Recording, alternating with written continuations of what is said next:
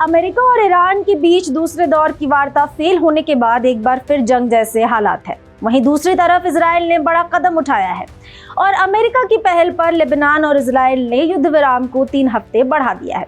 White house में हुई बैठक में डोनाल्ड ट्रंप ने शांति समझौते की उम्मीद जताई। हालांकि दक्षिण लेबनान में हमले जारी हैं। हिजबुल्लाह और इजराइल के बीच तनाव बरकरार है। सीजफायर के 3 हफ्ते तक बढ़ाए जाने की जानकारी खुद अमेरिकी राष्ट्रपति डोनाल्ड ट्रंप ने दी। लेबनान और इजराइल के बीच ओवल ऑफिस में हुई इस बैठक में इजरायली राजदूत येचिएल लाइटर और लेबनान की राजदूत नदा मोवावाद शामिल हुए। ये बातचीत ऐसे समय पर हुई जब एक दिन पहले इजरायली हमलों में कम से कम 5 लोगों की जान चली गई थी, जिनमें एक पत्रकार भी शामिल थी।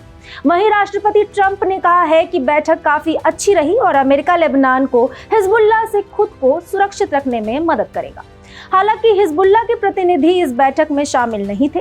ट्रंप ने ये भी बताया कि जल्द ही इजराइल के प्रधानमंत्री बेंजामिन नेतन्याहू और लेबनान के राष्ट्रपति जोसेफ आउन को अमेरिका बुलाना चाहते हैं।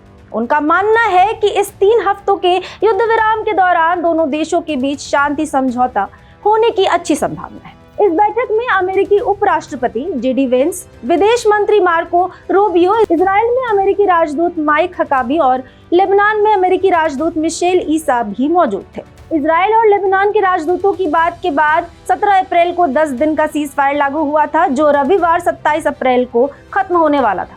सीजफायर के दौरान हिंसा कमी आई है, लेकिन दक्षिण लेबनान में हमले पूरी तरह बंद नहीं हुए। यहाँ इजरायली सेना ने एक बफर जोन बना रखा है। इन सब के बावजूद इजराइल पर हमले का आरोप लगा है। लेबनान के स्वास्थ्य मंत्रालय के मुताबिक हाल के हमलों में 3 लोगों की जान चली गई और 2 लोग घायल हुए हैं, जिनमें एक बच्चा भी शामिल है। बुधवार को इजराइल के हमले में पत्रकार अमल खलील की भी जान चली गई, जो युद्ध विराम के बाद सबसे खतरनाक दिन रहा। इजराइल के साथ बैठक में लेबनान ने मांग रखी कि इजराइल अपनी सेना वापस बुलाए, बंदियों को छोड़े और सीमा को स्पष्ट किया जाए। वहीं इजराइल चाहता है कि लेबनान सरकार उसके साथ मिलकर हिजबुल्लाह को कमजोर करे। साथ ही उन्होंने दावा किया कि लेबनान की सरकार पिछले 1 साल से इस संगठन को शांतिपूर्ण तरीके से निरस्त करने की कोशिश कर रही है। दरअसल ईरान पर हमले के बाद हिजबुल्लाह ने इजराइल पर हमला कर दिया है, जिसके जवाब में इजराइल ने लेबनान में हिजबुल्लाह के ठिकानों पर हमले किए। तब से अब तक करीब 2500 लोगों की जान चली गई।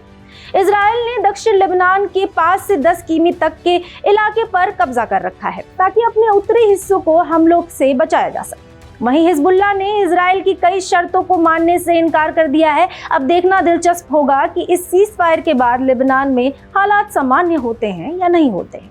फिलहाल इस खबर में इतना ही। ऐसी खबरों के लिए देखते रहिए भारत एक्सप्रेस।